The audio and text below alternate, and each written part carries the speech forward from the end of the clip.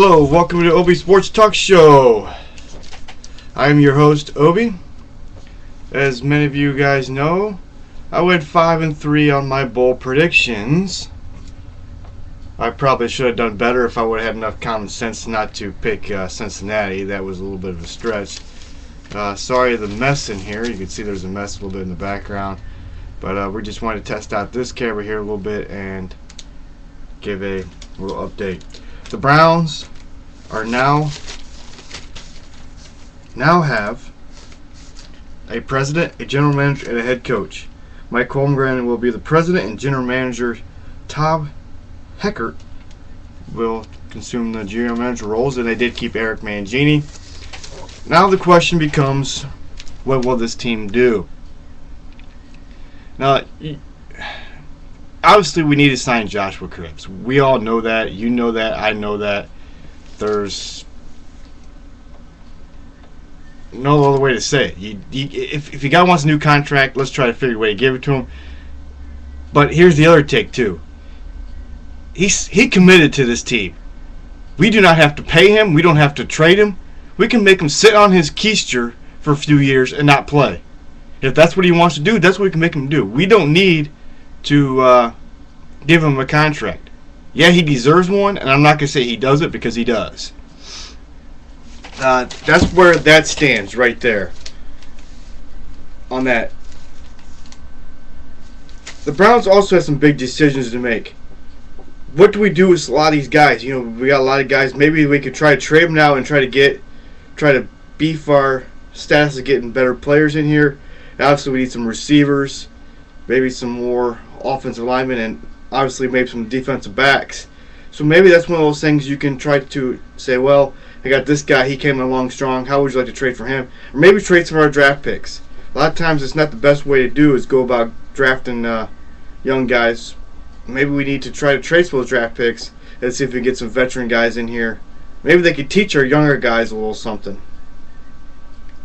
That's enough said about the Browns, because the Browns talking about them just makes you sick to your stomach, makes you quiver a little bit. The Cavs really have been playing very well of late. They beat the Blazers and the other night, and they play Utah tonight at 10:30. They hold the 30-10 record in the Eastern Conference. That's the best record in the Eastern Conference.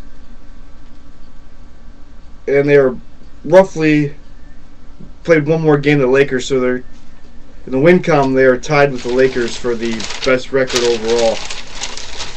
So the Cavs really come along pretty good. Obviously, I think we're depending on LeBron James a little too much, but that's to be expected because it is the Cavaliers and he is their superstar. A lot of times, superstar will take more things into his hands rather than try to get the other guys involved. But I think as the time comes along, we'll see that this team is very strong on the bench, very strong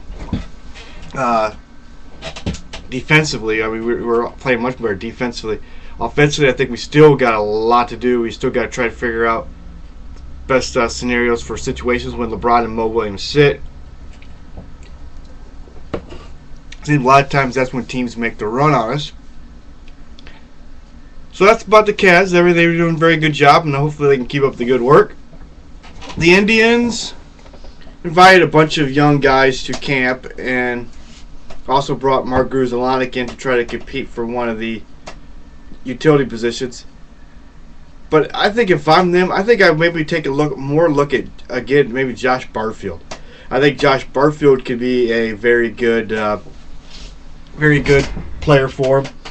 And I think they need to give him a shot because obviously you know what's going to happen. If we don't give him another shot, he's going to go to a team where he's going to shine and be like the next Brandon Phillips or Marco Scudero or somebody like that.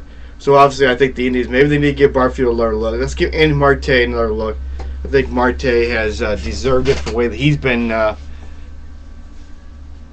way he's come along. And I really, really appreciate his patience that he's had for us. Sitting around, doing nothing. And So let's give those two guys a shot.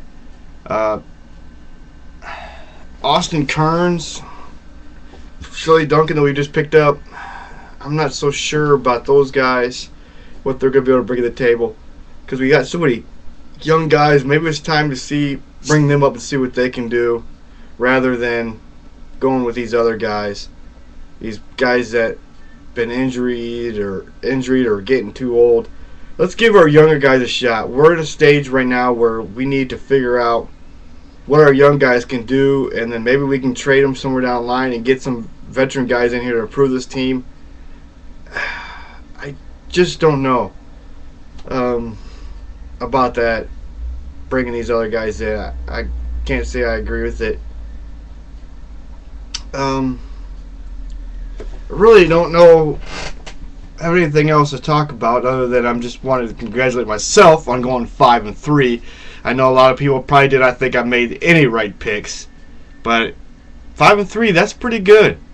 I should have gone 6-2, but that's another issue. We won't even go there. And if I was even a smart guy, would have read research, I probably could have only missed one game. That would have been TCU over Boise State. But, well, what are you going to do? On a side note,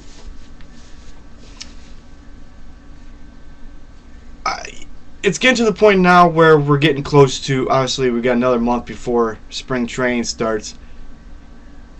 Other than the Cavs, is there anything you guys like me to talk about on this sports show? Just let me know, and I will talk about them. Because I don't really want to get into baseball too much yet, and I'm not really much of basketball person, but I'll try to keep talking to the Cavs a little bit. But I want some feedback on what you think I should do next on these sports talk shows. Kind of predictions maybe on some games or something. Whatever you want to do, let's hear your feedback a little bit, and keep on watching. Thank you as always for listening. This is OBee Sports Talk Show. Thank you.